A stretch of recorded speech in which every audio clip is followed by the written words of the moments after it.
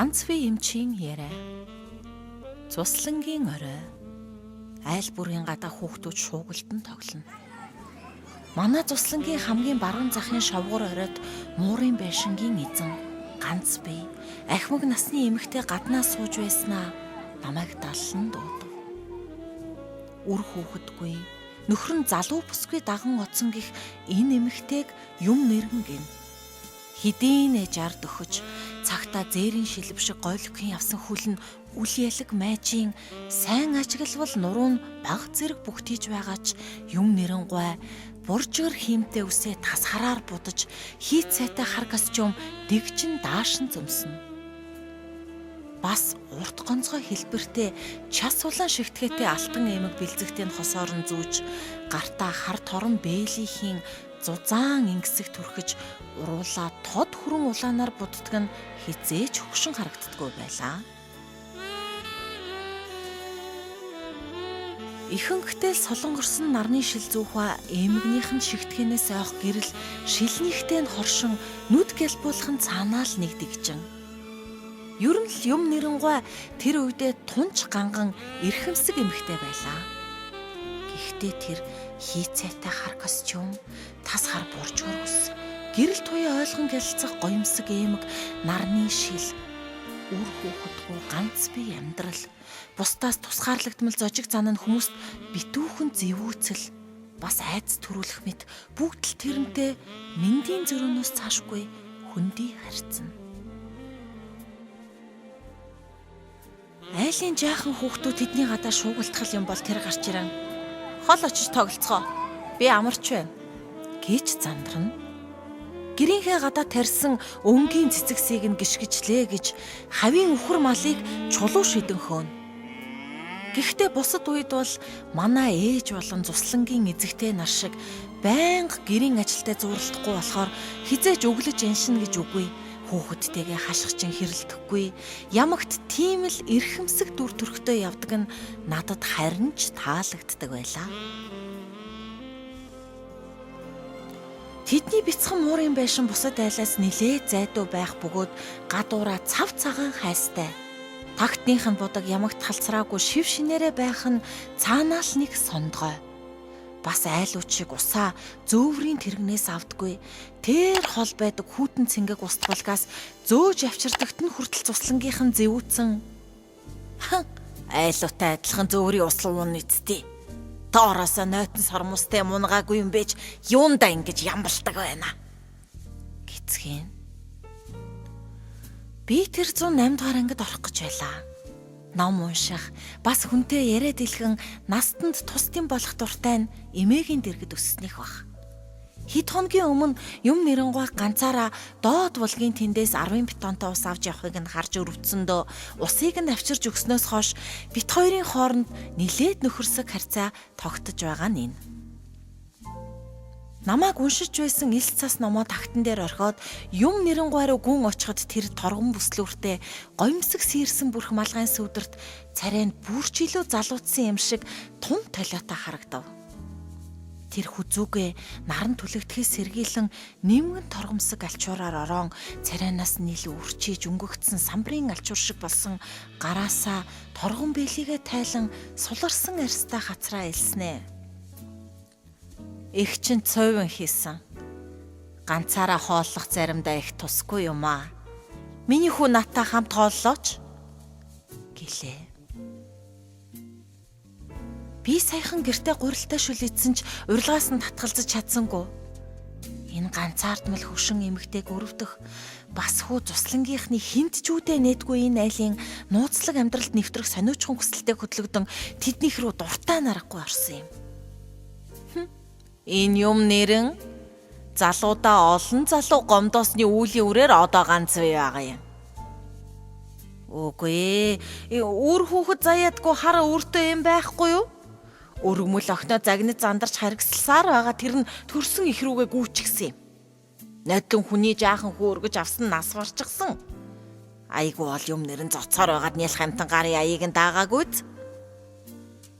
Өөрөөсөө олон дүү нөхөртөө байсан нь хаяа залуу хүүхэнтэй суучихсан юм. Аргагүй штэ. Хинч үр үнцээ үлдээгээд саналгүй яадаг юм. Энэ хүний тухай Зуслангийнхан нэг иймэрхүү амтай. Би эхэндээ тийм яриа сонсонгууд час улаанаар уруулаа буудсан тасхаар боржгар үстэй юм нэрэнгуй салаа гизэгтэй жижигхэн охиныг үстэн зодон орилуулж чарлуулж байгаагаар нүдэндээ төсөөлөхөд тэр надад нэгэн үлгэрийн кинонд гардаг хаантай гэрэлмэгц 12 хүүгүүнийг нь хар домоор хум болгон хувиргаад бяцхан гүнжийг нь хилгүү болгон харанхуй өцөлчгдөг аимшиг чулам шиг санагддаг байлаа. Хөөрхий тэр гүнж өргөст майланга усанд гараа хатгуулан байж 12 ахта цамц нэхэж чадвал тэд нь хүн болон хувирах ёстой. Гэхдээ цамцаа нэхэж дуусах хүртлээр ганц ч үг ганхих ёсгүй байлаа. Ингэж би тэрний тухай элдвийн ярианд автаж айж эмээхтэй зэрэгцэн бас бусдаас илүү ганган дэгжин эрхэмсэг төрхөн надад таалагдаад байхыг ч хэлэхүү. Ер нь манайхын Зусланд дөнгөж энэ жил гарч байгаа тэрний амьдралын жинхэнэ үнэн нарийн ширээнийг нь би яач ч мэдхүлээ дээ. Харин ээж минь хов живэнд дургу учраас хүмүүсийн яриаг үл тоон надад нэг удаа ганц би эмэгтэй хүнд тусалж ус түлээг нь дөхүүлж өгч бай миний охин. Хүн тусалснаар чиний хойч ирээд үүдл хэрэгтэй. Хөөрхий үр хүүхэдгүй эмэгтэй хүн хэцүү л байдаг биз. Олон хүний аминд орсон ачтай эмч хүн гинлээ. Гиснээс хойш би тэрнийг үлгэрт гардаг шулам хойд их болгон төсөөлөхөө болсон юм. 80-аад оны дундуур айлууд олон хүүхэдтэй байсныг ч хэлэхүү. Манай 3 дүү намайг ус түлээнд бараг хүрэхгүй л дээ. Би том ихч учраас тэднийг захираад гэртээ л жанжин гэсэн үг. Манай Зуслангийн хүүхдүүд орой 6 хагаст ажилчдын автобус ирэхэд том нь дүү нараа хөтлгийг нь хөдөлж тэвэрхийг нь тэврээд л ээж аваа тосцоодог юм.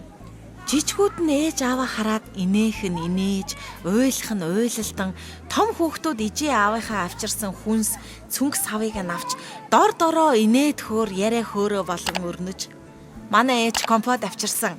Аава бид нар будаатай урах хийсэ. Аава эн чин шалаа угаа гэд байхад гол руу явчихсан шүү. Гихчлэн өхөр тугал нийлэх шиг шуугацхан жинхэнэ гэр бүл үр хүүхэд их хүрийн аз жаргал цалгилж байдаг Зуслангийн орой ажилчдын автобус ирэх цаг үнэхээр сайхан. Тэгтэл юм нэрэнгуйг хинч тэгж тосож гүйхгүй. Авчирсан юмнаас нь ч дамжлалцахгүй.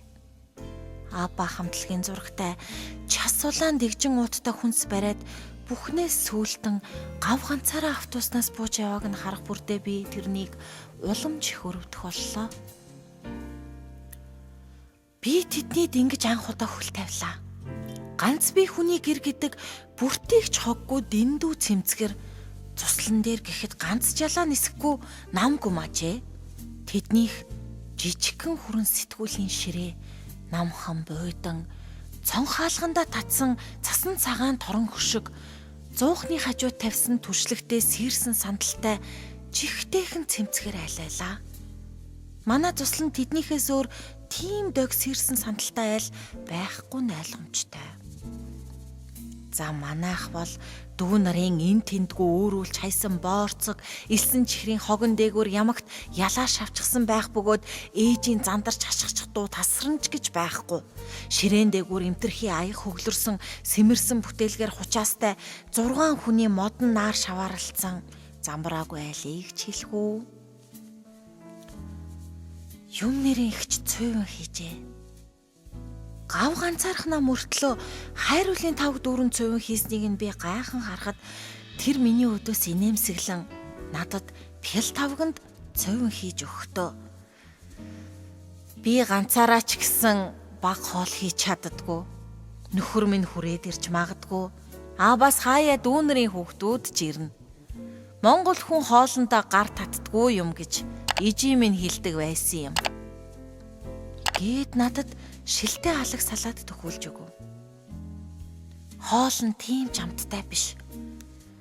Тэгээд ч гэртээ олуулаа шуугилдан хоолой цурсан надад ганц ялаач дүнгэнэхгүй ийм айлд настай хүнтэй ярих ч юм олдохгүй, цаг ч өнгөрч өгөхгүй, пил тавг дүүрэн тосгүй лагалцсан цовин хорж дундрахгүй зов цуудал гэрийн эцэгтэй ярьж эхлэв. Хүчит бүх гүнж хотолон хатан зоригт ану хатан айлтлал инэрлийн дэд их дайгны цадиг түүхэн армаанууд аудио ном нь Эмбүк Занга цэгэмэнд цаасан ном нь Интерном Мир Азхур улсын их дэлгүүрт. Ятгад тэдний цаг нь хүртэл манах шиг механик биш. Гэрэл анивчулсан цахим эд бөгөөд цагны чаг хийх дууч үл сонсогдно. Тэгтэл тэр хачин эвгүй намгүн байдлыг эвдэн юм нэрэнгуй. Их чинь өнөөдөр гадаад явах оюутнуудад үзлэг хийсээр байгаад ирсэн чинь нуруу тасрах нь. Залуудаач тоодгүй ээжээ. Өнөөдөр 120 хүнд үзлэг хийсэн байна. Жигтэйхэн их ядарчээ. Гэлээ. Энэ цахим цагны гэрэлт тоонууд шөнийн харанхуйд ногооноор л асдаг байх та. Гисхийн шаал хэрэггүй юм бодож суусан миний сониуд зан хөдөлж та нэр юуны эмч вүлээ гэж асуулаа. Эмэгтэйчүүдийн эмч үү дээ. Пөөх би өөрийн ирэхгүй ингэж дуалтчихв. Энэ их эмэгтэйчүүдийн эмч юм чинь үцлэг хийж байна гэж өдөржин хүний салтай руу шагаасаар байгаад иржээ гэсэн үг. Мөн хэцүү ажиллаа. За би лав хизээч эмэгтэйчүүдийн эмч ер нь эмч болохгүйдэг гэж би хоромхон зур бодож амжив. Миний дүү охтын үзлэгт орох дургүй л үсттэй. Ястай дургүй. Яагаад тэрв? Ичмэр штэ. Дотор өмдөө тайлаа танихгүй юм чи өмнө. Манай ангийн бүх охид дургүй. Охтын үзлэг ирнэ гэхээр бүгдээрээ л чөлөө аваад гүйлтчихдэг юм. Та тэгээд яаж 120 хүнд үзлэг хийвэ? Хиндэ миний ажил юм чинь. Тонгоос оор байгаад нуруу тэнийхээ болцоход гарч ирэх юм. Одоо чи чинь том болсон охин. Охтын үзлэгээс ичих хэрэггүй шүү. Эн чинь бүдүүлгээ харуулж байгаа юм. Эмэгтэй хүн эрүүл мэндэ үргэлж анхаарч эмчэд үзүүлж явах хэрэгтэй. Эмч нар хүний төлөө л ажилдаг юм шүү дээ. Гэж тэр сургамжилснаа намайг хоолоо идэж дуусныг хараад тэр 10-ын бетонтой ууснаас хайруулын тавг руу хийчих минийхөө. Хатчихвал угааж болохгүй болчихно. Гиснээ ягаад ч юм гараад явчих вэ? Би 10-ын бетонтой ууснаас хайруулын тавг руу жаахныг хийгээд гарвал юм нэрэнгуй байшингийнхаа гадаа тарьсан цэцгүүдээ арчлан явган сууж байлаа. Хөгшин хүнд хань болдог жигтэйхэн сайн охин шүү. Баярлаа минийхүү. Гэт тэр гараасаа салгадгүй торон бэлийгээ авч явган сандал дээр суусаар хоцорлоо. Тэр оройноос хойш би аажмаар тэрэнд дасч бараг орой бүр гэрт нь ордог боллоо. 7 дугаар сарын сүүлчээр нэг орой гадаа усан бороо шааган бусдаас зайдуу байдаг юм нэрэнгуй байшин усан манан дунд нэг л өрөвдөлтөөр ганцаархнаа бүртийн яндангаас нь утааж гарахгүй байгааг ажиглаад би тэднийд гүйж оров. Гэрт гадаагүй чиг хургасан зэврөн өдөр байдаг да. Тэднийх галгүй юм нэрхийгч буудан дээр хөвтөж байлаа. Танах яасан хүүтэн байна? Би танд галт түлж өгөө гэж намайг асуухад тэр уншиж байсан Старовье сэтгүүлийн хажууд хөвгөх дээрээ тавьж ядрангуй нэмсэглэн тэгтэг минийхүү. Эх чинь өнөөдөр кесар хаалгаа хийж 2 ихэр хүүхэд их барьж авсан. Их ч ядарч ирлээ. Гал түлэх чадал ч үлдсэнгүй. Гэхдээ сэтгэл их сайхан байна. Ямар ч байсан ихийн эндэгдэл гаргасангүй гэхээр жигтэйхэн сайхан байдгийм гэж хэллээ. Би хуурай гişүү хугчин гал түлж 10-ын бетонтой уснаас данхан тхийн цай тавихаар ус хийлээ. Гэтэл намайг дөнгөж данх руу ус гоожуулж эхэлмэгц саяхан инээж байсан юм нэр ихчийн царай бараан болно минийхөө ус бүү гоожуул болно гэлээ. Би нилээд гайхаж данх руу ус хийхээ болж 2 аяг хүрхтээ өгөөтэй усаар цай чанахаар цахилгаан тулган дээр тавилаа. Ёстайгаа чи яхирхүү юм аа. Ийм ааш мута болохоро л ингэж ганц бие хоцорсон биз. Хүн өөрт нь халуун цай чамж өгөх гэж байхад за болжил байхгүй юу. Гэртээ арч номоо унши зүгээр. Гэж би гоморхон бодсон ч цайг нь аягалж өгөөд гарахаар шийдэв. Миний гомдолтой байгааг тэр гадарлсан бололтой босон гал тогооны намхан шүүгэнээсээ нар хамб гарган тавглаж миний өмнө тавингаа хулдаасан шалан дээр асгарсан усыг арчаад гараа угаахтаа.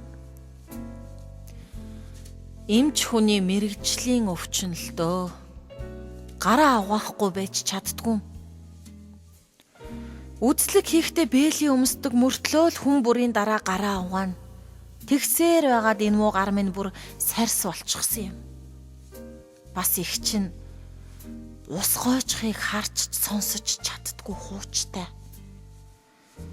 Тэгээд л зөөврийн ус авдгүй булгаас шанагаараа хутгаж авчирдаг юм да. Яагаад? Яахав? Гоожуураас ч савнаас ч ус гойчхыг харахаар яг их цус алдаж байгаа юм шиг санагдаад болдгүй юм. Өнөөдөр кесар хагалгааны дараа ихийнхэн цусыг тогтоох гэж үүлээ үтсэндээ. Тэгэж хүн цус алдахаар болдгсон бол бөглөө таглаадч болтгой тогтоочих юмсан л гэж бодогддог. Хүний цус ус шиг гоочно гэдэг амь насаа туслаар нь алдаж байна гэсэн үг. Их барихын эмч хүн цус алдалтыг тогтоож чадахгүй үедээ л үхлийн өмнө хүчин мөхөсддөг юм. Тэгээд л түрүүн чамааг бетоноос ус гоожуулахыг харж чадаагүй байхгүй юу? Хүн яагаад цус алддаг гэж? Цус нь бүлгэндгүй хүмүүсийн цус тогтдгүй маа. Тийм хүүхнүүд төрсний дараа цус алдаж их зовоод гим. Тэгээд яаж цусыг нь тогтоох вэ? Тэгээд л үзэж тарандаа. Тариа хийн хүн литр хагас цус алдгал юм бол амийг нь аврахаас өнгөрнө гэсэн үг. Тэгээд одоо энэ борооны ус гоожиж байгаа нь хүртэл сэтгэл тавгүй түлээд байхаар нь наад цонхны янз даган ус шоржигнохыг чин анзаарахгүй байх санаатай таг хэвтэж байгаа нь. Гэхдээ өнөөдөр тэр 39-тэй ихийн цусыг би тогтоочихсон шүү. Тогтоочихсон. Гэт тэр дахин инэв хийлгэхэд суларч зөөлрсөн хацрынхын арьс тэнийн нүдэнд нь ялан дийлэгчийн хүч чадал гэрэлтэх шиг санагдаж үлээ. Хожим санахад яг тэр мөчөд л би эмч болмоор санагдаж эхэлсэн юм. Тэгмэгц би тэрэнд гомдохоо болж харин ч бахархмаар санагдан гэртээ хараад ээждээ юм нэрэн ихч яагаад зөөврийн ус авдаггүй шалтгааныг ярив. Дараа 7 хоногт нь би Фенрийн заслан явлаа. Хэдийгээр би нэг их хөөрхөн охин биш ч өөр бүлийн 2 ч хөвгүүнээс үерхий гэсэн захиа авлаа. Гэхдээ тэр хоёрыг хэн ч надад таалагдсангүй. Тэдний нэг нь гоцон тэмээ хочтой Бата гэдэг нэг хүү Цуслангийн сүүлчийн дискон дээр намайг үнсэх гэж дайрсан нь бүрч дургу хүрчихлээ.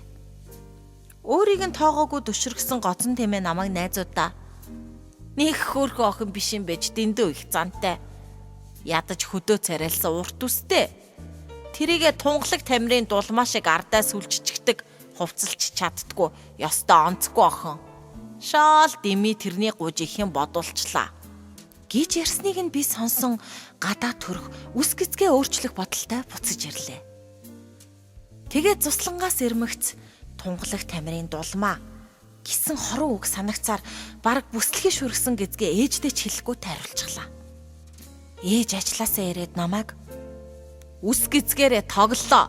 Толгой дээр хүсээрээ тоглосноос доторхыг нь дүүрхээ бод гэж тарих хэрэгтэл загнав.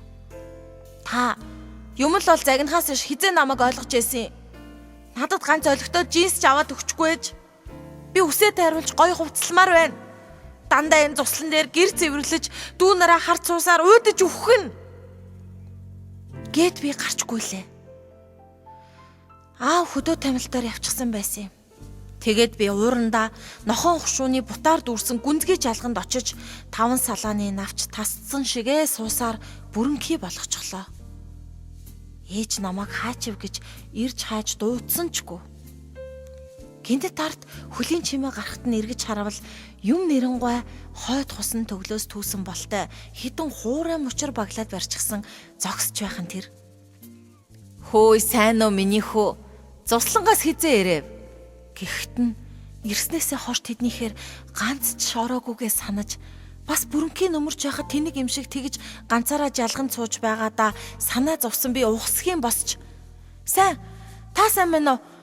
Би өчигдөр ирсэн. Гэт нүүрлүү асгаран орж ирэх таринхаа үсээ чихнийхээ хараар хийв. Жигтэйхэн сайн.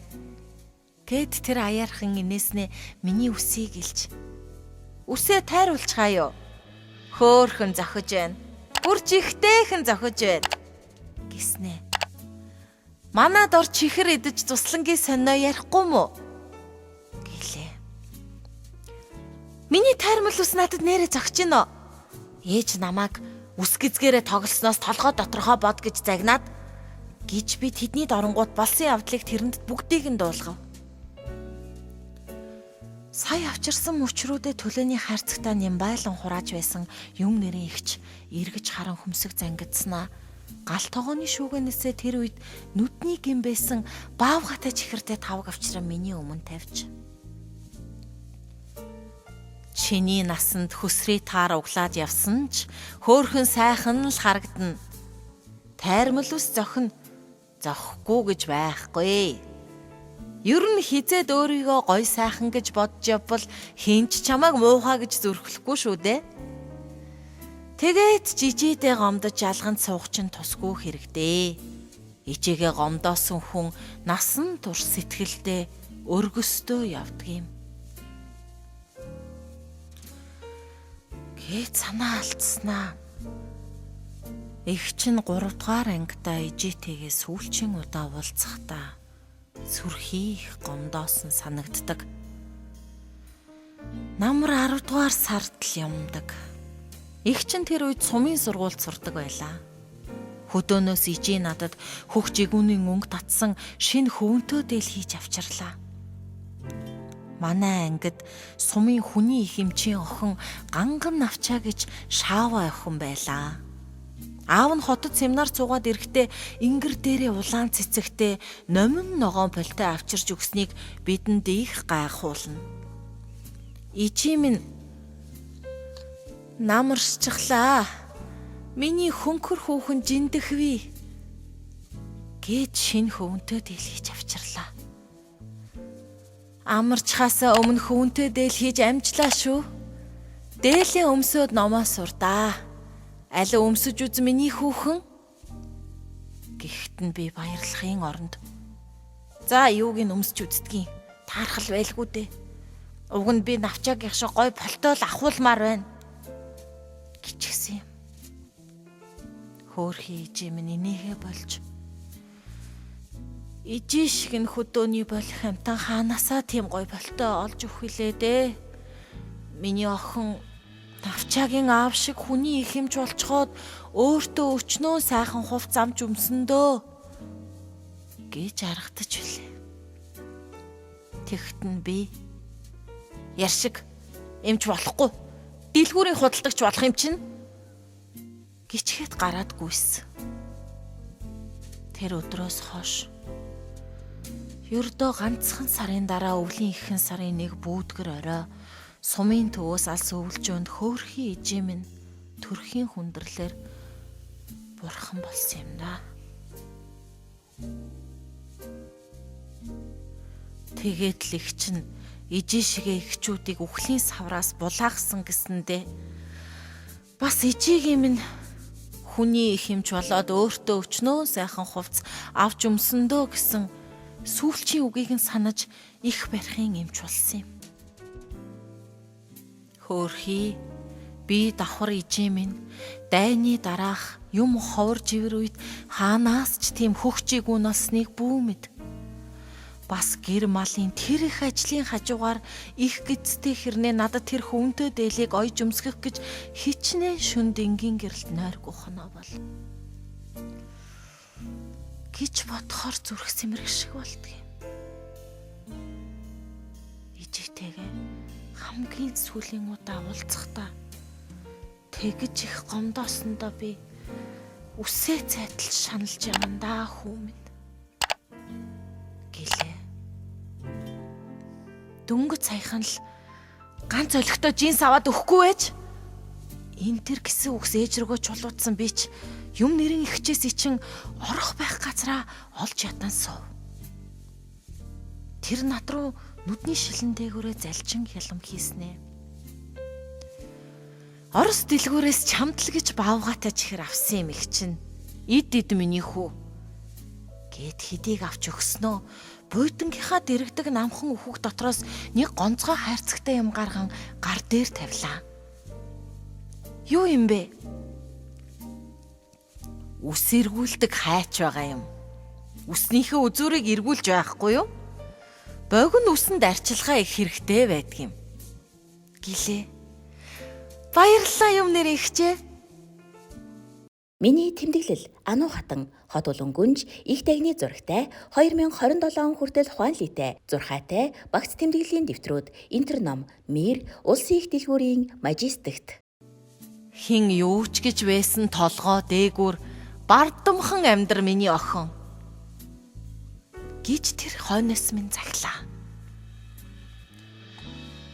Удалгүй юм нэрэн гой Болгарын алтан элс амралтанд явхаар цуслангаас нүүчихлээ. Ээжтэйгээ муудалцчихад миний оройчин суусан нөгөө гүнзгий жалганд нохон хушуу час улааран манай туслангийн хойд уулан дах хусан төгөл намрын алтан хивнгээ нөмөрч манайх чот руугаа нүүлээ. Тэр оройноос хойш би ээжтэйгээ аль болохоор маргаж ам муурайхгүй хичээх боллоо. Үснийхээ үзүүрийг хайчаар ороож нүүр гарын арсаа тордон өөртөө их ч анхаарах болсноор намран сургууль эхлэхэд ангийнхан миний хөөхөн болсныг харин аав ээж хоёр минь урайлаххан илдэг болсныг минь гайхацгааж байлаа. Харин би заавал эмч болохоор шийдэн химийн хичээлдээ шамдах болсон юм. Харин дараа жил нь манайх нөгөө төслөндөө гарсангүй. 2 жилийн дараа би хонхны баяраараа Сүхбаатарын талбайд явж байгаад юм нэрэн ихчтэй гинт таарлаж бөөн баяр олов. Тэр тасгар буржгар хиймтэй ус солонгорсон нарны шил хар торон бэлитэй хിവэрэ. Харин нуруунд мэдэгдэн бүхтийж улаан шигтгэхтэй алтан эмгээ сольж цагаан сувд зүүжээ. Миний хүү жигтэйхэн том болчихож аль сургуульд орох вэ гэж тэр асуулаа. Ангаахын дээд гэж би эргэлзэлгүй хариулав. Тэр хацраа үрчийлгэн инээмсэглэж жигтэйхэн сайн охин шүү. Эмч болох сайхан шүү гэснэ. Охин маань төрөх гээд нэгдүгээр амарч газарт хэвтсэн. Их ч нь өөрөө их барьж авахгүй бол болохгүй. Ээж нь түрүү над руу залгсан. Их ч нь яарч явна. Ижи аавда минь дамжуулаарай гэлээ. Тэр чин таныг орхиод төрсөн ээж рүүгээ явсан гээ үсттэй гэж би тиссэнгүй асуучихлаа. Тэгсэн л дээ. Төрсөн их рүүгээ явсныг нь буруутгаад жаахав дээ. Маха таслан төрүүлсэн их нь байхад харин ч миний гар баримжаагаа алдчаагүй байхад амжиж төрхөн гэж баярлаж явна да. Тээж төрүүлээгүйч баасыг нь арилгаж өсгсөн охин минь юм да гэснэ. Надад шив шинхэн ногоон хордын дэвсгэрт гаргаж өгөөд духан дээр үнснэ. Сэхэний эмч болоорой. Хүний алтан ам аварсны дараа хичнээн сайхан байдаг гэж санана гэж захив. 6 дугаар сарын эхэн монс цэцэглэн нүд булааж наран авхай үдсэглэнт залуу бүсгүй мэт мишилзэн сурагчийн хүрэн даарсан за сүүлчийн удаан өмсөж байгаагаа удахгүй оюутан болно. Амьдрал бүхлээрээ миний өмнө байна гэдгийг мэдрэн баяр хөөр дүүрэн алхаж явсан тэр өдрөөс хойш 8 жилийн дараа би юм нэрэн ихчтэй сүүлчийн удаа уулзсан юм. Би Москвад ангаахын дээд сургууль төгсөж ирээд нэгдсэн 3 дугаар эмнэлгийн сэхэн амьдруулах тасагт ажиллаж байлаа. Тэр өглөө би жижүүрээс буух гэ дараагийн ээлжийн эмчид ажлаа хүлээлгэн өчгөөд гарах гэж байтал тал цус харавсан өвчтөн ирлээ гэж шуугилдаад явчихв. Өрөөндөө орж цагаан халаадаа тайлж байтал надаас ээлж хүлээж авсан болормоо эмч шагааж "Найзаа, ороод ирээч. Нөгөө цус харавсан эмээ чамайг сургалаад байна" гэлээ. Өчигдөр халуунтай хоцорсон охиндоо санаа зовж гэрлүүгээ яарч байсан би. Юун эмээ байдаг вүлээ. Таньдаг хүн бол ар гэрийнхэн нь надад аль хэдийн захиж уцдах байсан да. Гэж гайхсаар өрөөрөнд төвшөөнгүй очлоо. Орныхоо цасан цагаан давнаас ч илүү цагаан толгойтой, атгын чинийхэн биетэй огт танихгүй эмээ нүдээ тас анчихсан хэвтэн. Энэ хүн чиний юу юм бэ? Түрүүн ухаан оронгуудаа чамааг асуусан. Тэгснээ дуг хийх шиг болчлоо. Ингэсгээ цэрх баха. Харин ч хөнгөн цус харвсан байна. Үр хүүхэдгүй юм байх та хөршийнх нь хүн түргэн дуудсан байна лээ. Саяхан бас нэг өвөө өрчгсөн сууж байгаа гэж болормоо хэлв. Харин хин юм болоо? Би өөрийн ирэхгүй чагнуураа халааснаас гарган эмээгийн орны дэргэд очиж суугаад ажиглав.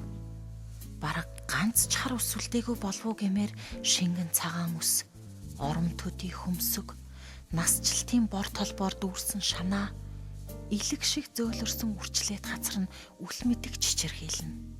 Хатаж байгаа мөөг шиг борлож үрчилсэн туханд нь гараа хөргвөл хүүв хүүтэн хөс чихэрчээ. Тэгтэл тэр эмээ нүдээ алгуурхан нээж над руу удаан ажигласнаа. Миний хүү эмээгээ таньж байна уу? Чи ч жигтэйхэн сайхан хүүхэн болжээ. Юу лээ? Нэг л танил холой танил үг байх чинь. Юм нэрийгчээ. Хөгшин намайг мартахгүй явдаг жигтэйхэн ой сайтай хүүхэд юм аа гэж тэр амьсгаатав. Нөгөө тасхар буржгар хиймтэй үс, час улаан уруул, гялалцсан алтан аймаг, дэгжин хар костюм ингэсэг будаг, ганцаардлын эсрэг цэг зогсдог цогж авхааг нь өршөөлгүй хатуу ертөнцийн жам үерийн ус шиг хаман одож миний өмнө ганц би өтөл ядрангуй эмгэн хэвтэж байлаа. Миний хүү их чихээ загснаар сэхэний эмч болсныг ижигээс нь дуулаад баярлаачлаа байлаа. Энд ажилтгийг чинч бас хүнээ сонссон. Гадаа суугаа хөгшин чинь миний өвгөн байгаа юм. Залуу авгаа дагаж сэвэ далга болсон хүн ихнэр хүүхдтэй хаягдчихад 5 жилийн өмнө надад эргэж ирсэн юм. Надаас 11 дүү юм чаавас. Энэний ганцаарнг нь орхиод явна гэхээс өрөвдөж л байна. Яа гэв? Намайг бодвол төрсөн үртэй хүндээ. Охиныхоо 2 хүүхдийг их чинь нисэн мэндих барьж авсан боллоо. Ижигээ төрхийн хүндрэлээр алдсныхаа хариуд би өчнөөн төчнөөн ихийн амийг аварлаа.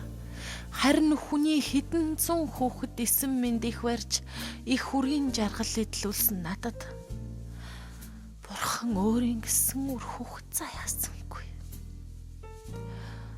Бусдад өгсөн их үрийн жаргалаараа өөрийнхөө сэтгэлийг баясгаж яв гэсэн юм байлгүй дээ. Их барихын Бурхан эмчгэж хүндлүүлж хүний өмсдөг сайхан бүхнийг идэлж гадаадын олон оронд амарч үзлээ. Харин ч одоо ингээд хорвоог орхиод явхад тэр минь энэ минь гэж сэтгэл хоргодох юу ч үгүй. Энэ зах зээл эхэлж байгаа тарчиг хэцүү цагт үр хүүхэд минь яах бол энэ тэр гэж амиа хит таслан шаналгаж хэрэггүй болохоор ганц үе эмэгтэй үхэл харин ч амьдралаасаа гэгэн байтг юм байна. Игчт нь үхлээс айх юм юу ч алга. Одоо бодоход би утга учиртай амьдарч гэж тэрнийг инэв хийлэн ярьж байтал совилагч орж ирэн гоочор онгойлгочихлоо. Би ч ус гоочхыг төвчж чаддгүйн санан ухс хийсэн ч амтсангүй. Гоочурын ус шоржигнож эхлэнгүүт юм нэрийн ихчийн царай хувсгийн миний хүү гоочураа хаачихгүй юу? Хүн цусалтаад байх шиг санагдаад байна. Гээд ганц татвс хийснээ хараагаар амьсгал ураачихлаа.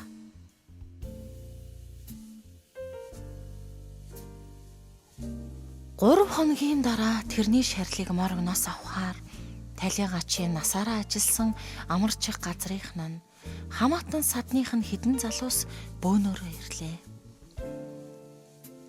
Төрүүлсэн үр хүүхэдгүйч бусдаас зожиг ганцаарч надад захиж байсан шигээ өөрийнхөөрөө эрхэмсэг бардамхан амьдарсан юм нэрэн ихчийн сүүлчийн оромжуулсан хээнцэр ганган хар авсыг дуут тохио хангинуулсан эмнэлгийн цагаан машинд ачин одцоохыг бид өрөөнийхөө цонхоор ажиглан энэ хүн үр хүүхэд төрүүлээгүйч үнэхээр л утга учиртай амьдарч дээ гэж бодож зогслоо.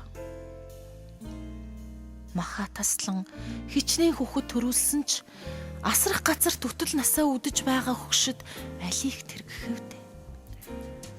Охины минь хатгай хүндэрснээс юм нэрийн ихчийн оршуулганд би оролцож амьдсангүй.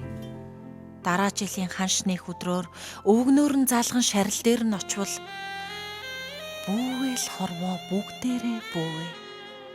Их барих эмэгтэйчүүдийн их хэмж им юм нэрэн гисэн бичгтээ тасхар гантик хөшөө яг л амьд сэрүүн үеийнхээ дүр төрх шиг эрхэмсгээр цэмцээж байж билээ.